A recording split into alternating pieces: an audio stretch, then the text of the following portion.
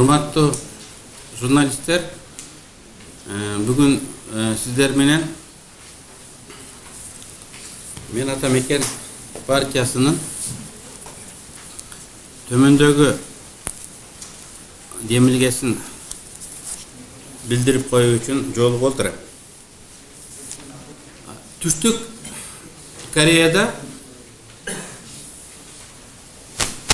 Кореянын прокурору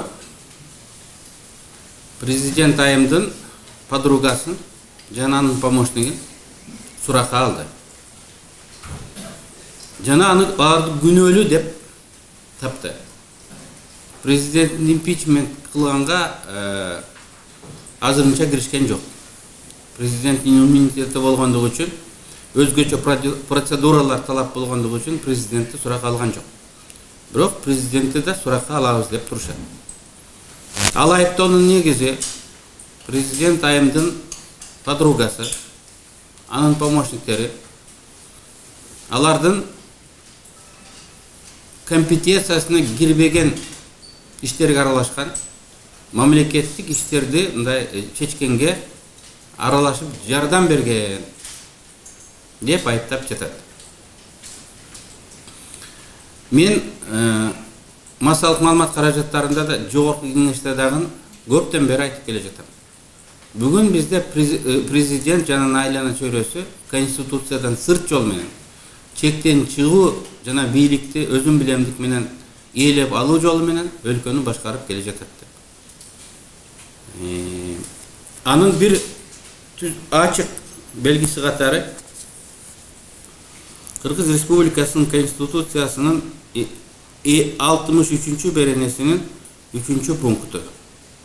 Президент өз ыйгарым-укуктарын жүзөгө ашырган мезгилде өзүнүн саясий партияларга мүчөлүгүн токтотот турат.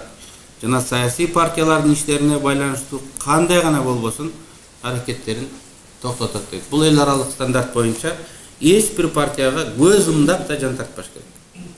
Көз умдап да. Тескерисинче, быйыл февралда Чолпон Атада болгон СДПК партиясынын курултайында анын эң жогорку органы саясий кеңештин мүчөлөрү болуп, президенттин аппаратында иштеген, андан түздөн-түз көз каранды болгон адамдар партиянын жогорку жетекчилигине кирди. Партияны президент өзүнүн аппараты аркылуу жетектеп жатат. Эң акыркы коом алдында айтылган далил президент менен макул болбогон СДПК фракциясынын депутаты Жанар Акаевка сенин шайлоо кампанияңды биз финанслаганбыз деп СДПК партиясынын финансиси катары, анын ишин уюштуруучусу катары, СДПК партиясынын кожоюну катары мындай эл алдында мындай айтты. Мындай билдирүүлөр мурун дагы эпизодически ар дайым болуп жүргөн. Мына ушулардын баары бүтүндөй бир картинаны түзүп, президент өзүнө ыйгарылган арбитрдик калыстык милдетинен тайып, бир саясий күчкө жан тартып, анан эң негизгиси өзү жана анын айланасындагылар конституциялык компетенциясынын чегинен чыгып, мамлекеттик иштерге аралаша баштады деп айтып келгем. Ошондуктан мен бүгүн граждандык коомго, граждандык активисттерге, көз каранды эмес эксперттерге, депутаттарга кайрылып, президентке импичмент жарыялоо үчүн документтерди жыйноо башталды деп билдиргим келет. Бир эки айдын ичинде, менин оюмча ушул январь-февраль ичинде бул документтер жыйналып, импичмент жарыялануу баштоо үчүн укуктук факт базалары даяр болот. Анын үчүн президенттин жерлерде сүйлөгөн сөздөрү, анын жана анын айланаларынын өкмөт мүчөлөрүнө жана башка мамлекеттик бийлик органдарына тапшырма берип аткандыгы, ошол тапшырмалардын кандай аткарылгандыгы жөнүндө республика боюнча мындай фактыларды жыйнап, күбөлөрдү тактап, ошонун негизинде бир олуттуу чоң бир документ даярдайбыз. Жана ал импичмент баштоо үчүн укуктук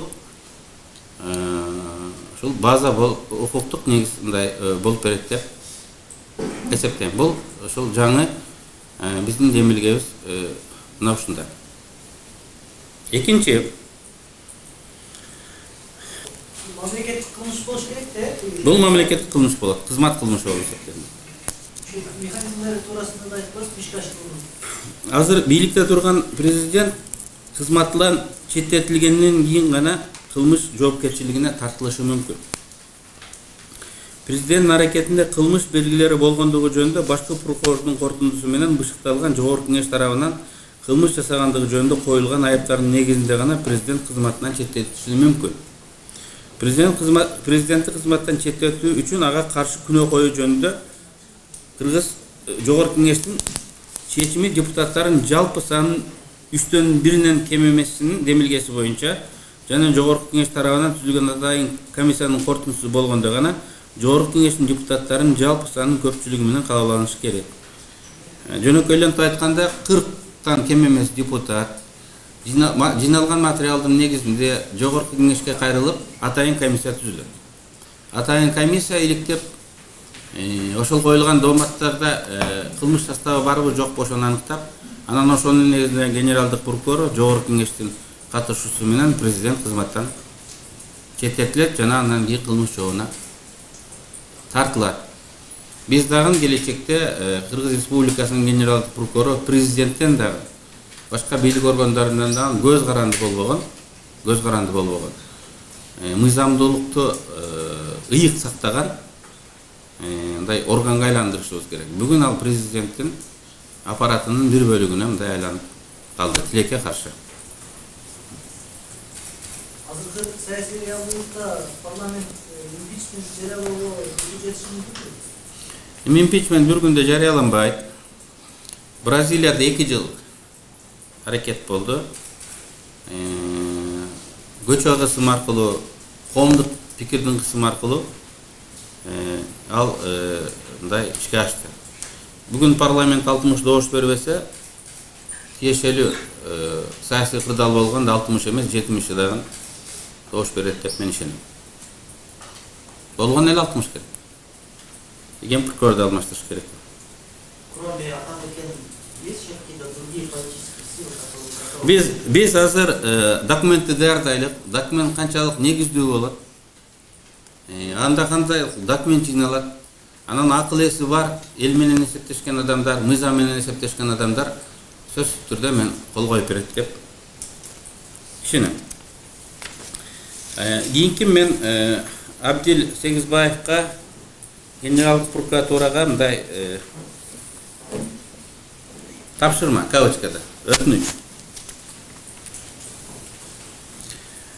10 жылы 7 апрелден кийин ТНК Дастанга Даниленко деген киши директор болуп дайындалат. Председатель правления болуп.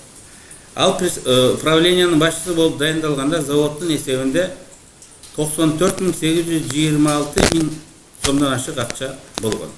10 жылдын августунда бул акчалар ар кандай жолдор менен жок болгон. Даниленкодан сураганда Удот деген башка инженер болгон, тергөө жүрүп, андан сураганда ал айтты: Даниленко мага бул акчанын баары СДПК партиясынын шайлоо кампаниясын финансылаганга кетти деп айткан. Удот. Тилекке каршы кийинчерээк текшерүү жүрүп, Удот менен Даниленконы очный ставка кылганда, Удот ал сөзүн айткан жок деген шылтоо менен СДПКга болгон иш андан ары тергелбей токтоп калат. Бирок Удот 10-жылы иш козголуп, мына ушундай болуп атса дагы, Удот 10-жылы иш козголуп, ушундай болуп атса дагы, 11-жылы Ибраим Халбектин орун басары, технический директор, член правления болуп, 11-жылда иштеген, 12-жылда иштеген. Бул жөнөкөй кокустук эмес деп эсептейм. Мен бул фактка коомчулуктун жана генералдык прокуратуранын ГКНБнын көңүлүм бурат. 2 миллион доллар акча 3 айда жоголуп атат. Адамдар удот айтып отурат. Мына бул жерде анын показаниясын көчүрмөлөр дагы бар, мен сиздерге таратып берем. Удот айтып отурат. Даниленко Атамбаевдин ставленниги. Акча СДПКга керек деп, жогору жак менен сүйлөшүлгөн деп, кагаздарга мага кол койдурткан. Менин башым өкө эмес. ГКМдин калпагын алдында иштейбиз, военный завод десем, баары чечилген деп айткандыгы үчүн кол коюп бергем деп ол жерден айтып атат. Заводдун 1000ден ашык коллективин СДПКнын бир нече акциясына айдап чыкканбыз деген деп дагы көрсөтмө берип жатат. Сиздерге Генералдык прокуратуранын тиги чечимдерин жана материалдарын таратып беребиз. Улан деген акционердик коом бар. Ал Дастан акционердик коом менен эр шаркага иштейт. Анткени ал жерде полигон испытательный, торпедаларды сынайт. 10 жылы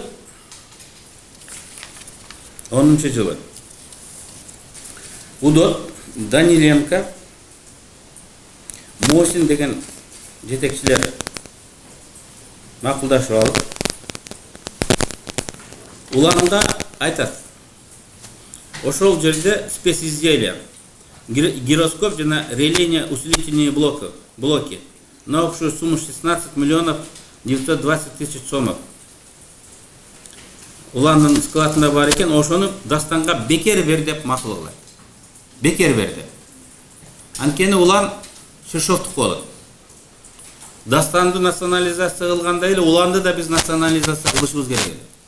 Бирок кандайдыр бир себеп менен ал национализация болбой калып, Атамбаевдин ставленниктери барып, силерде специзделия.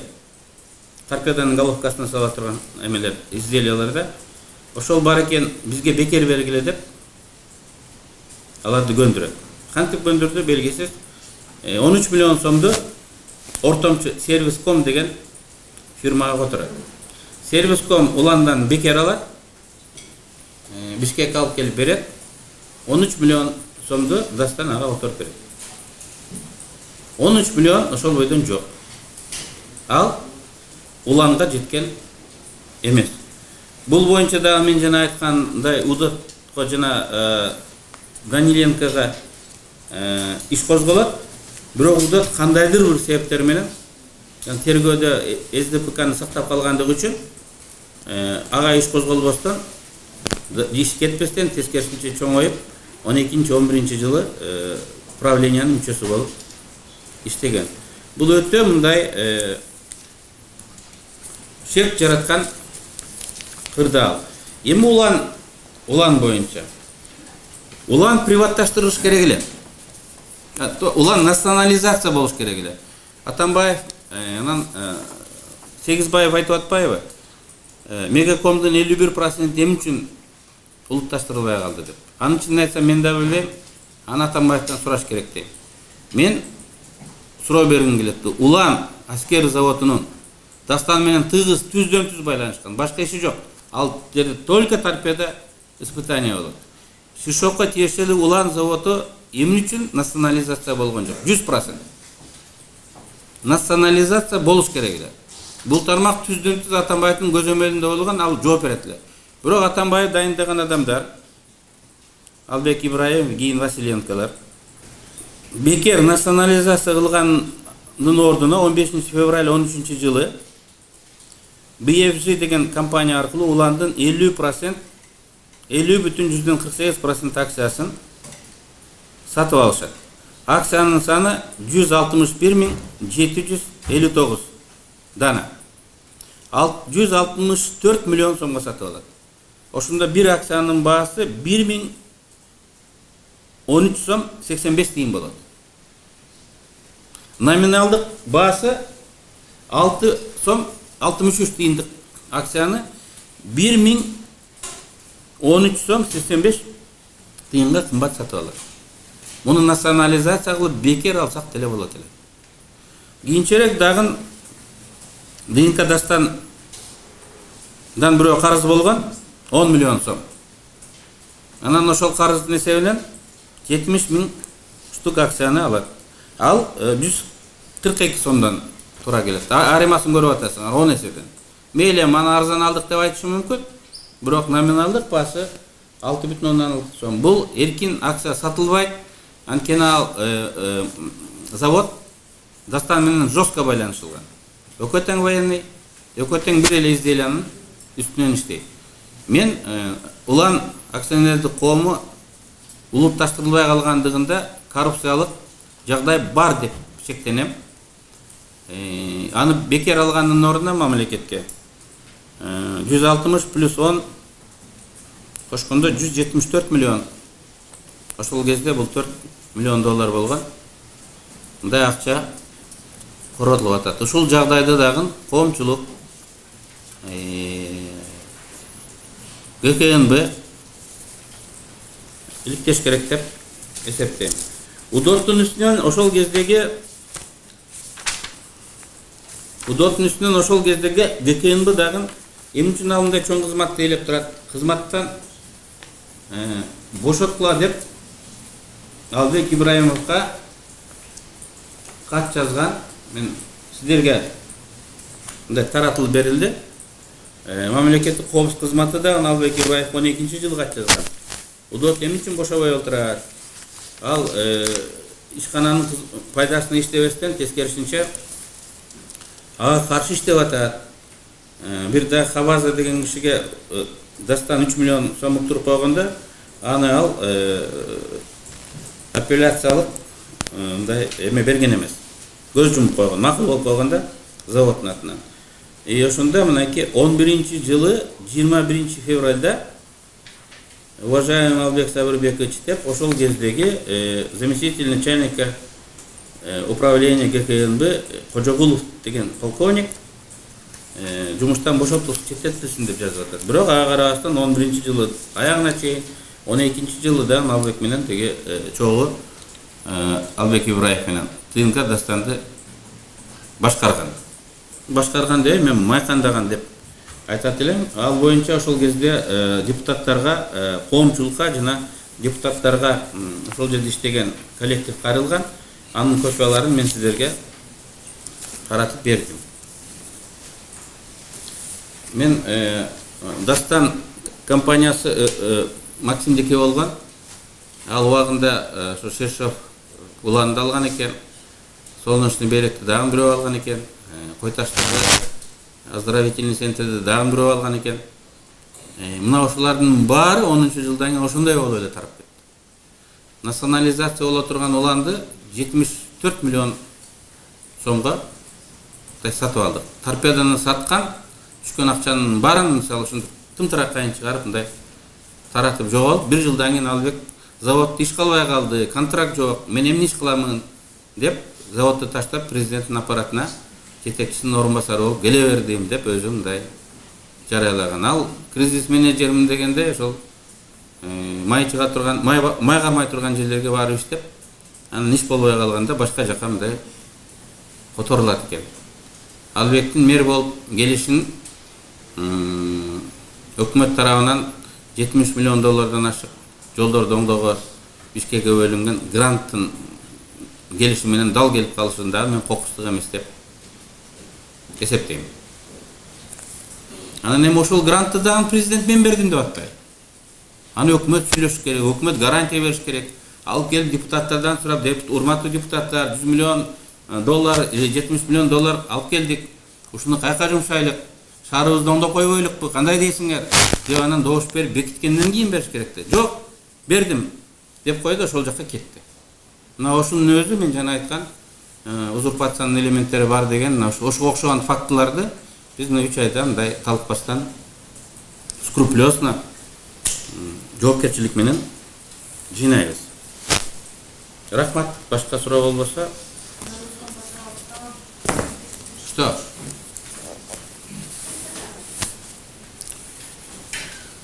По Улану? Есть акционерное общество «Улан». Это общество расположено в Караколе, на берегу Сыкуля. Это общество связано, неразрывно, жестко связано с ТНК-Дастан, потому что «Улан» представляет полигон для испытания ходовых частей от торпеды. Торпеда «Шквал», если я ошибаюсь, так называется. И вот Атамбаев заявляет сегодня устами Сегизбаева, почему 51% Мегакома не было национализировано.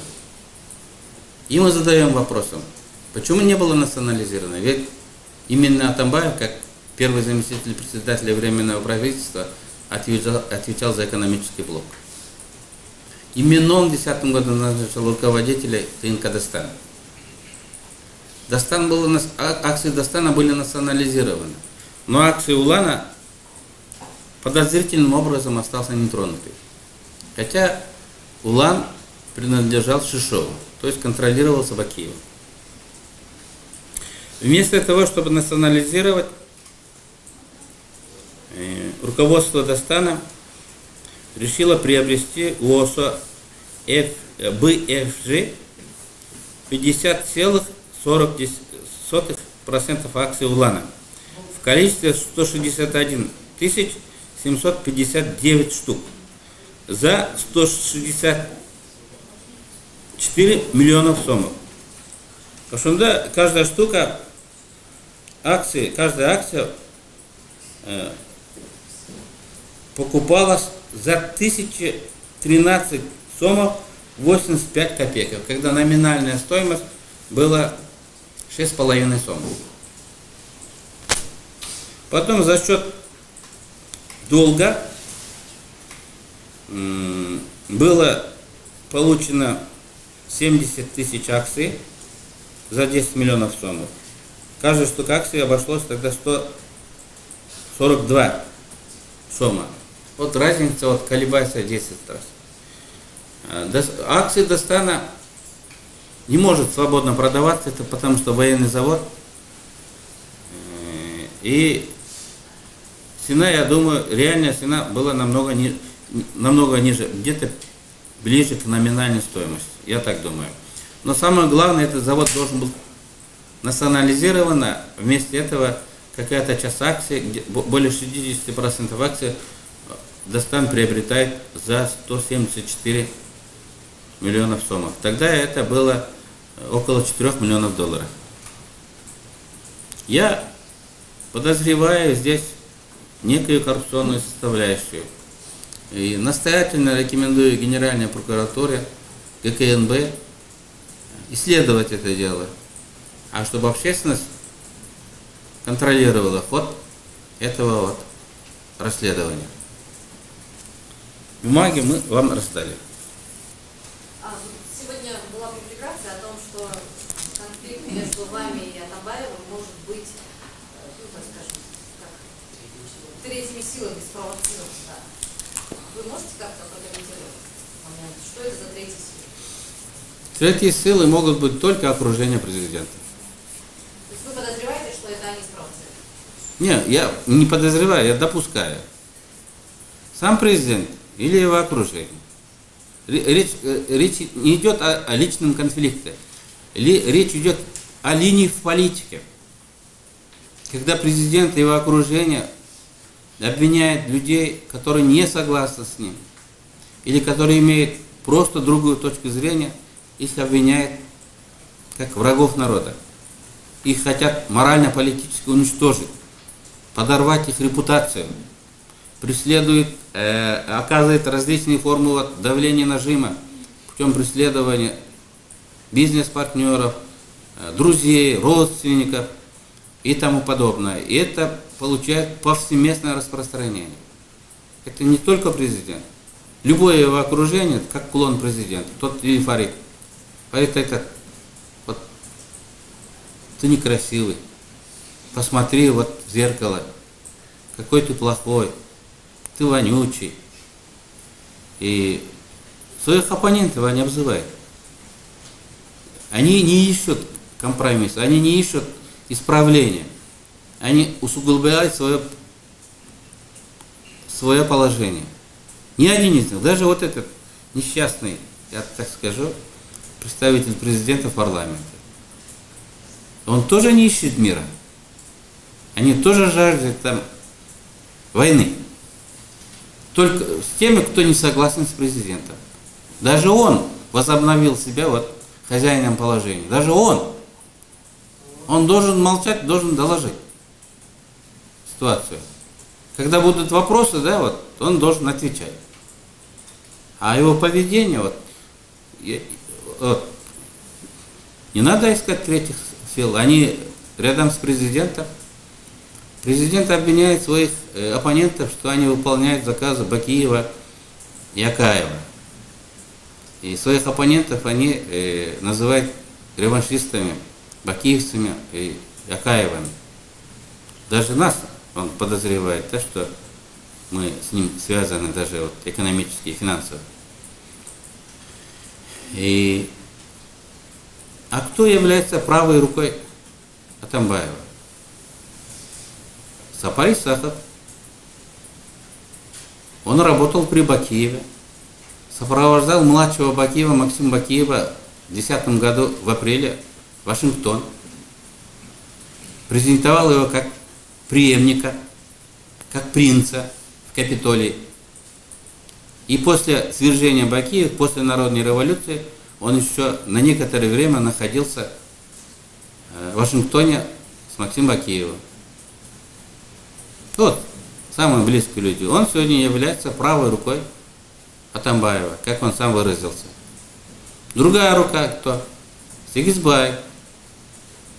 Он тоже один из виновников, что в 2005 году, 24 марта, ситуация развивалась и разрешилась именно таким образом, насильственным образом, незаконным образом. Потому что он вел оголтелую информационно-пропагандистскую кампанию, обвинял оппонентов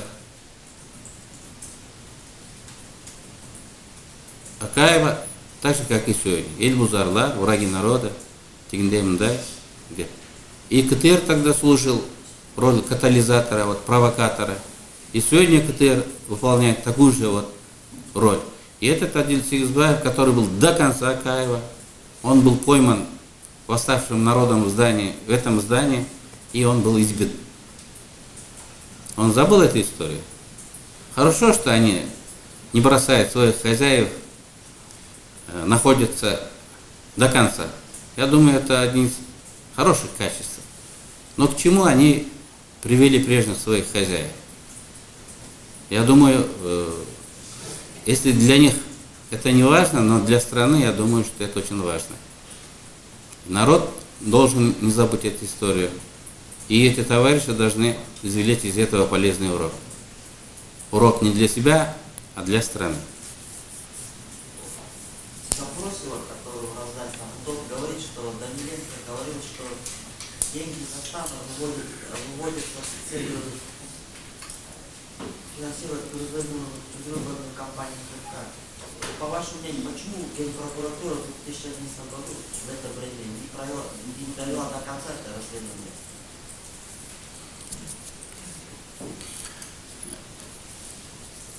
В 2010 году Генпрокуратура фиксировала это дело.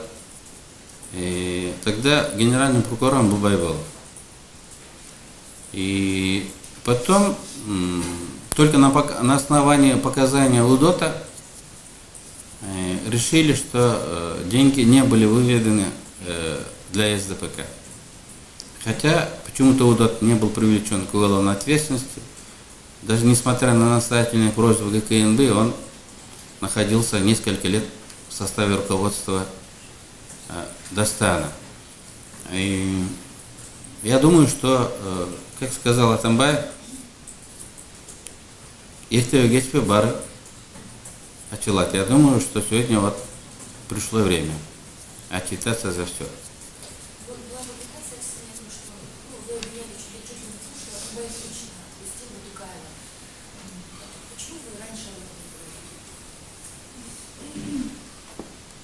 Да, и, кстати, ваша соратница Солянова тогда как раз говорила, что все.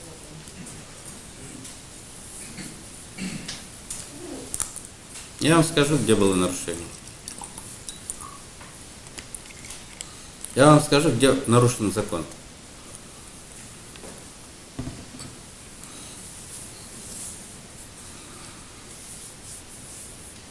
Ну, я как бы не сказал, вот, лично вот,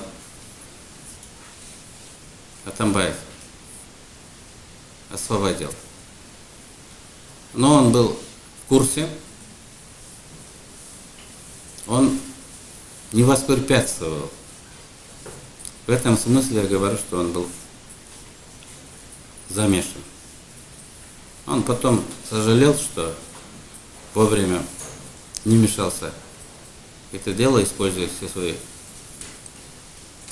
возможности. Чтобы освободить больного человека из заключения, начальник колонии ходатайствует на основании заключения медицинской комиссии перед судом. Суд может освободить. При рассмотрении суд учитывает статус этого человека, тяжесть совершенного преступления и самое главное, пошел ли по пути исправления, признал ли свою вину, стал ли на путь исправления. Статус Батукая был известен, но он был вором в законе. Он официально, непрерывно, постоянно бросал вызов государству, законам. Он не только стал, хотя бы делал вид, что стал на путь исправления. Он никогда не отрекался от статуса вора в законе. Он игнорировал все. И государство, и закон. Он жил другим законом. И суд просто не мог применить это положение. Не мог. Начальник колонии не ходатайствовал. Он понимал, что это значит. Он отказывался, его заставляли руководство. А руководителем был Зарлбек Рысалиев. Видите? Начальник колонии ушел в отпуск. Исполняющим обязанным остался, даже зам отказался. И какой-то оперативный сотрудник стал исполняющим обязанности. И он по закону не имел права ходатайствовать. Но его заставили написать ходатайство. Задним числом Зарлбек Рысалиев, начальник ГУИН, через несколько дней ему дает доверенность, что он может оказать ходатайство. Видите, какие высокие должности были замешаны. Это тоже незаконно. Законодательство только начальник. Ну, хозяин допоет халар, только хозяин. Никто его заменить просто не может. И все это сделано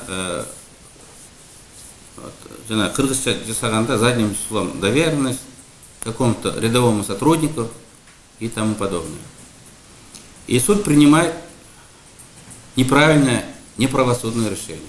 Он не учитывает статус этого человека. Никак не имеет перспективы. А что касается заключения медицинской комиссии, он оказался ложный, липовый. Так же, как справка из Белиза. И он здравствует, женился на молодой девушке, устроил свадьбу, танцевали и тому подобное.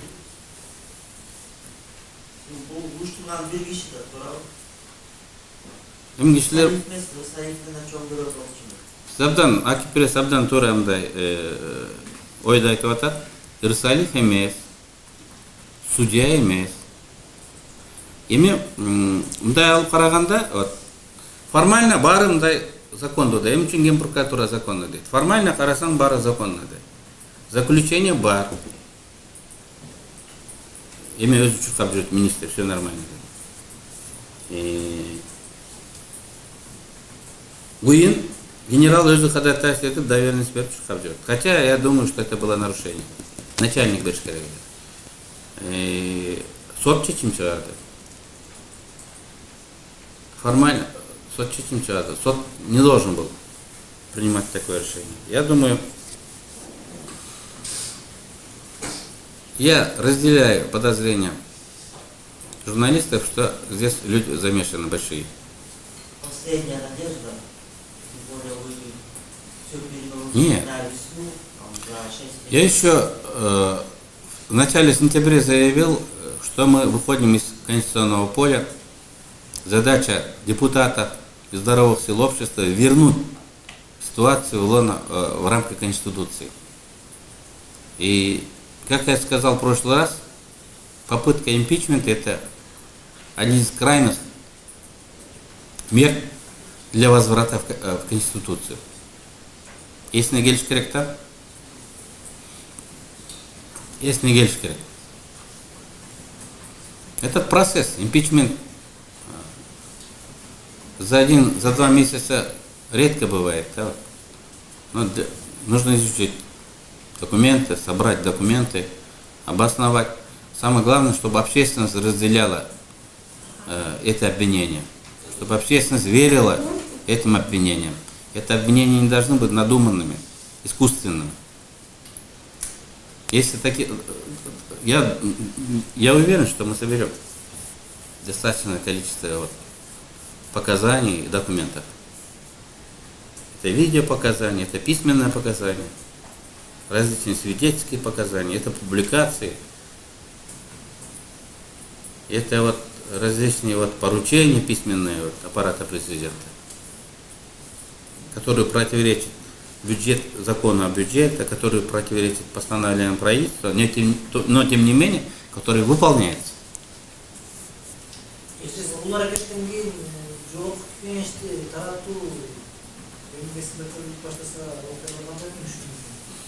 Конституцияға лайық жоғарғы кеңеште ешкім тарата албайды. Ал төменгі учурларда ғана таратышы мүмкін. Ал өзін-өзі таратканда коалицияны өкмөттү ушул 3 попыткада түзө албаса тарайт. Же премьер менен макул болбой потом доверие макул болбогон учурда президент өкмөттү же парламентти таратат. 3 учур. Албетте президент 61 депутатка ээ болуп, өкмөттү түзбөй 45 күн кармап, 45 жумуш күн кармап, анан 45-күнү парламентти таратышы мүмкүн. Анын үчүн 61 депутат керек. Siz boyunca 2005 yıl menен, 2010 yıl menен paralel var болду. Sizge boyunca. Параллель бар. Точ болбосо дагы, бүгүн президент агония деп коет орусча, кыргызча жан талпас, айла кетти. Эмне кыларын билбей чапчылап атат да. Эл эмне дейт деп ойлобойт, мыйзамдуу эмеспи деп ойлобойт. Өзүлөрүнүн оппоненттерин жерге уруп, аларды дискредитация кылып, алсыз кыламын, каматамын, жоготомун деп атат да. Ал туура эмес. 10-жылда ушундай болгон. Бирок 10-жыл менен азыркы жылдын кескин айырмасы бар. 10-жылы Бакиевдер 40 жыл калды, 40 жылга отурат деп коом ишенип отурган. Булар болду эми кетпейт, атасы катса баласы дагы бирөөсү келет. 40 жылга келди деп коом ишенип турган. Азыр Атамбаев 1 жылга кетпей кетерин баары билет. Жаз эле чыкса президенттик шайлоолор башталат. Президенттик шайлоолор баштаганда коомдун oyunun окуялардын өнүгүүнүн логикасы таптакыр башка болот. Ар ким шайлоого чыккан партиялар өзүн ойлоп, Атамбаев жөнүндө мындай ойлонбой да калат да. Ошон үчүн айырмасы ушул. Каалабайбызбы президент кетет, алмашат. Могу бүгүнкү дискредитациядан кийин президент дискредитация болуп атат да. Өзү канчалык аракет кылса, өзүн-өзү дискредитация кылып атат. Өзүн эле эмес, айлана чөйрөсүн дискредитация кылып атат. Ушундай дискредитациядан кийин президенттин айлана чөйрөсү бийликте кала албайт. Мен муну жоопкерчиликтүү көп байкап жүргөн, тажрыйбасы бар саясатчы, политолог деп койсом да болот, өзүмдө адам катары айта алам. Ачмалтай чыкты президенттин айланасына. Алар өлкөнү башкарып кала албайт. Президент каалаган модель өзү кой таштагы резиденцияда барып жатып, өзү ишенген адамдарды. Мен 3 ай мурун айтканда көп ишене берген эмес. Асланда көп ишенген эмес. Бүгүн так ушундай болуп атат. МВДга өзүнүн помощниги, аяка бар өзү ишенген адамдарды кой. Конституциядан сырт жол менен коркутуу, үркүтүү, зомбулук менен баш ийдирип алып, башкарам дегеним мындай айдан ачык мындай көрүнүп калды да. Ал жол менен башкара албайт, президенттин айланма чөйрөсү бийликти кармап кала албайт.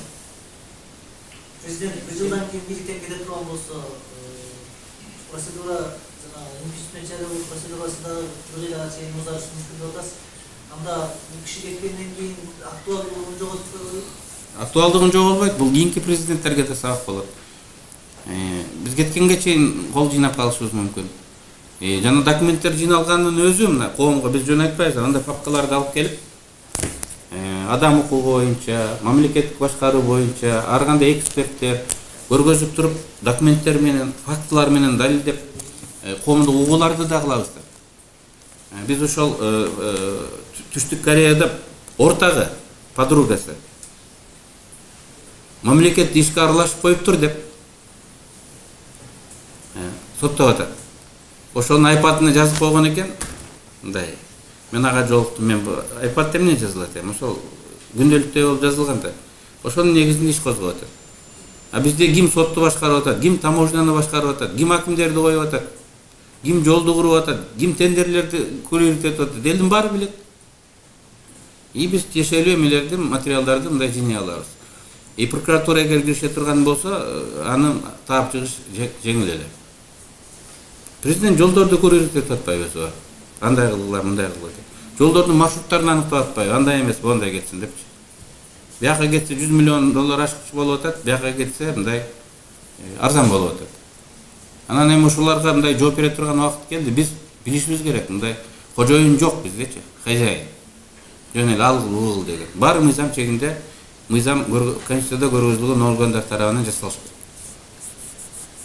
Мунун далилденет.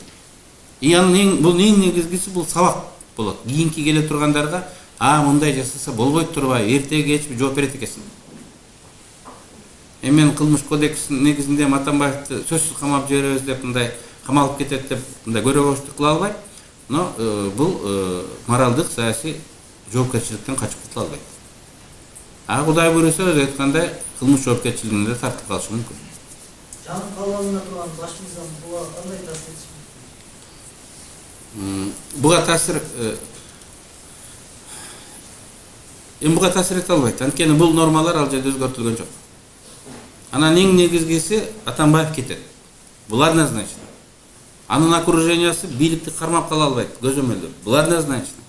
Эптеп бирөөнү президент кылып өткөрсө дагы ал көпкө отура албайт. Бул однозначно. Мага ишенип койгула. Рахмат.